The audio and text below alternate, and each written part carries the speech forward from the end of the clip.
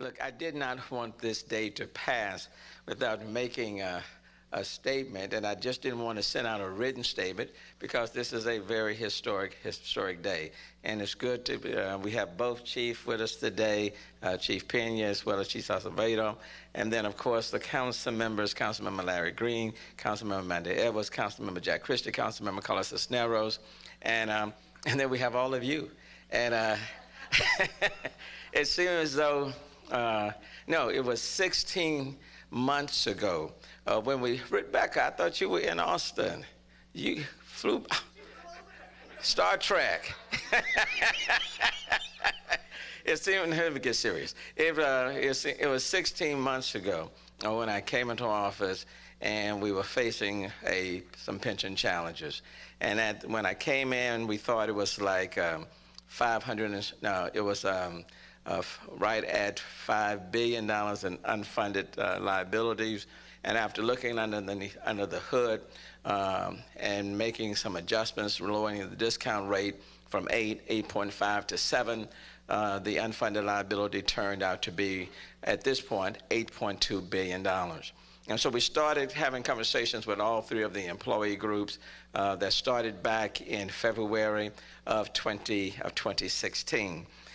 Came up with a set of reforms. I certainly want to thank Councilmember Jack Christie, head of BFA, Councilmember Amanda Edwards, the vice chair of that committee, along with all of the city council members. And in October, City Council passed out the pension reform solutions by a vote of 16-1. Certainly want to acknowledge the hard work, the time, the effort that all of the employee groups expended in this process. And then we started talking with the Greater Houston Partnership and others in August of last year. And then the Houston Pension Solutions then went to the legislature. A week and a half ago, the Senate passed out Senate Bill 2190 by a vote of 25-5. That was historic in and of itself because pension solution that would be not only short-term but long-term had never reached that point and never passed out of the Senate. So it passed out 25-5. And then it went over to the Senate, over to the House, and it was initially scheduled to be on the floor on Saturday, but they got behind on Thursday and Friday, and then they finished Saturday at 3 o'clock, and so they heard the Senate bill today. The House bill was substituted for the Senate bill, and not too long ago, on the floor of the Texas House, it passed out by a vote of 112 to 28.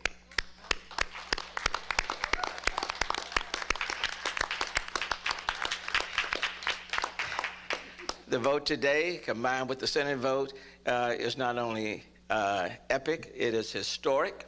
It marks a tremendous evolution in terms of all of the discussions, all of the meetings that have been held on the pension challenges. And these challenges have been around for the past 16 and a half years. And so for the first time in 16 and a half years, for the first time ever since the unfunded liability started to accrue in 2001, the Senate has now given its favorable passage, and now the House has given its favorable passage to Houston Pension Solutions. And I want to thank all of you, every single person that's standing here, those who are not standing here, the Greater Houston Partnership, Josh McGee with the Arnold Foundation, all of people who are well-wishers, the employee groups, for helping to make this day possible. So it is a major day. It is an historic day and a major step in the city of Houston getting its financial house in order. And so where does it go from here? Now that the House voted 112 to 28, it will now go to what we call a conference committee to reconcile the differences. I've already talked to Senator Huffman. She will agree not to concur with the House version because of a few of amendments that were added, and I asked her not to concur, and she also was not going to concur anyway, and so we're on the same page there. It will now go to the Senate will not concur. The House, of course, then between there will be a conference committee between the two, and then they will go to make some technical changes, make some cleanups, maybe remove a few amendments, and then it will go back to the respective chambers where it will be an up and down vote. The amendment process is now done. Both chambers have spoken very favorably by a 2/3 margin on each. And so after the goes to a conference committee, they reconcile the two.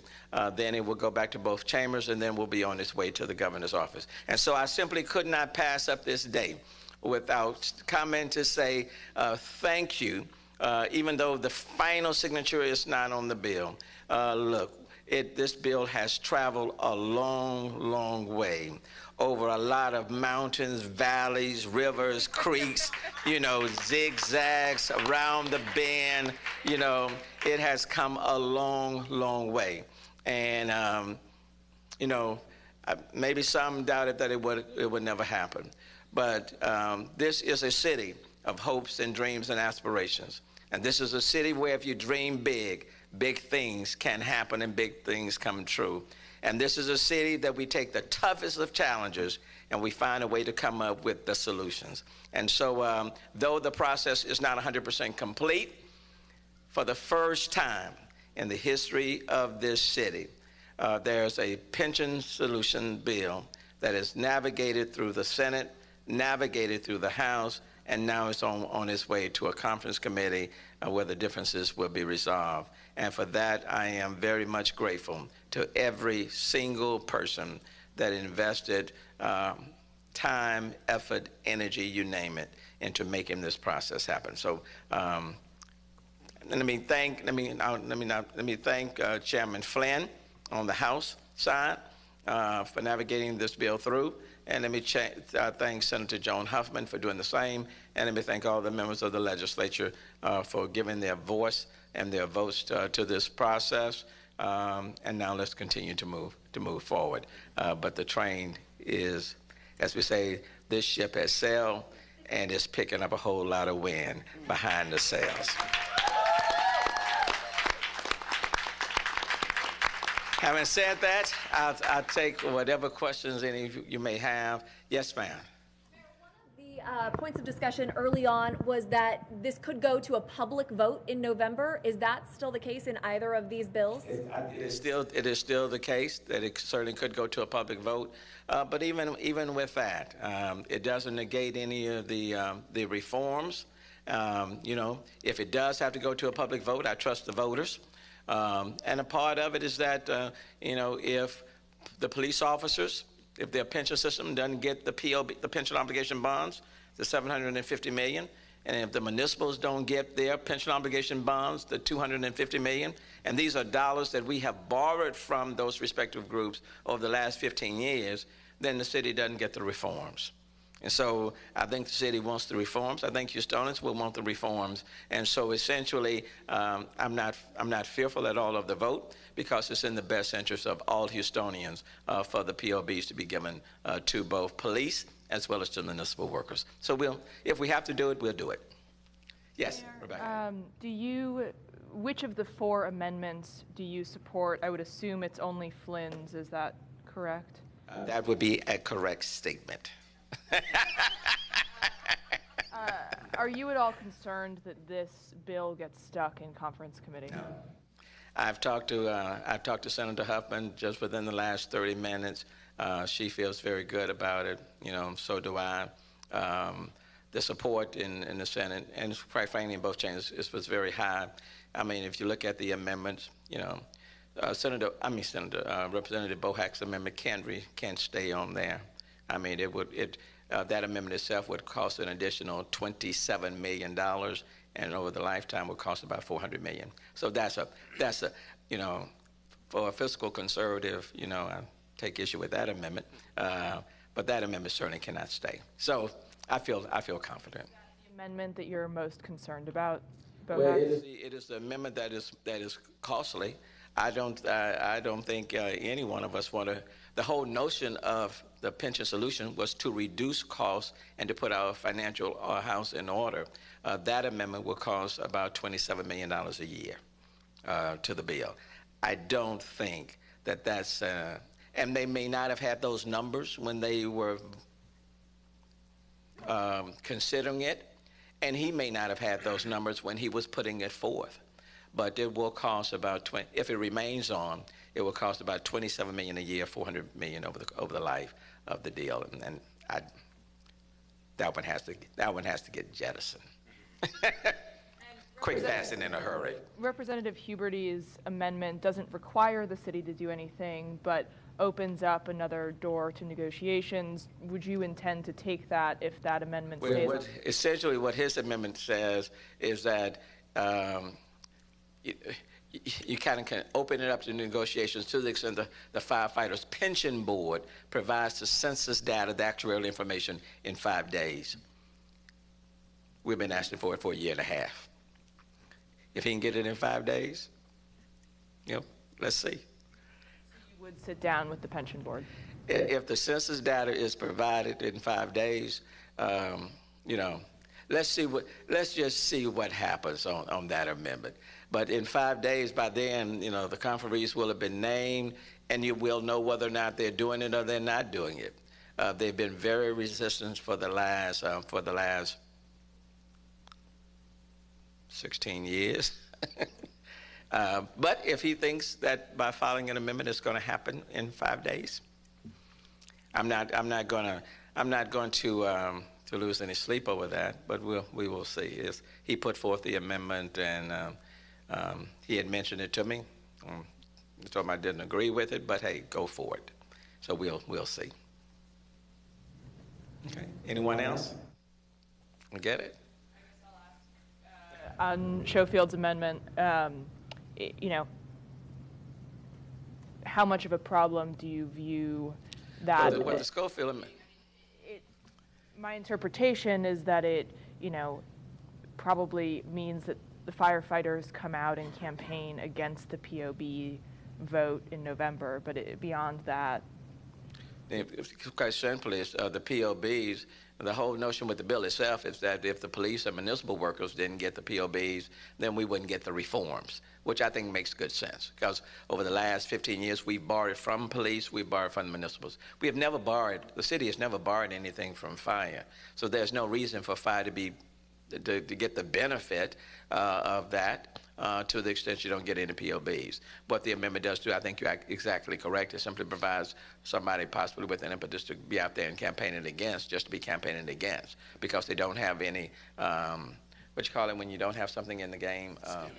Because they don't have any skin in the game. And so just from a public policy sort of deal, I don't think it does anything that's positive in nature. I can certainly understand police and municipal workers saying if you don't pay us back the money that we've been borrowed, then you shouldn't get the reforms. Fire has never been in that particular situation. So we'll see what happens on that amendment. But besides those things, and quite frankly, I thought there might be a lot more amendments. I mean, I was thinking they were going to be on the floor for quite some time. The build-up was, almost had me ready to catch my jet.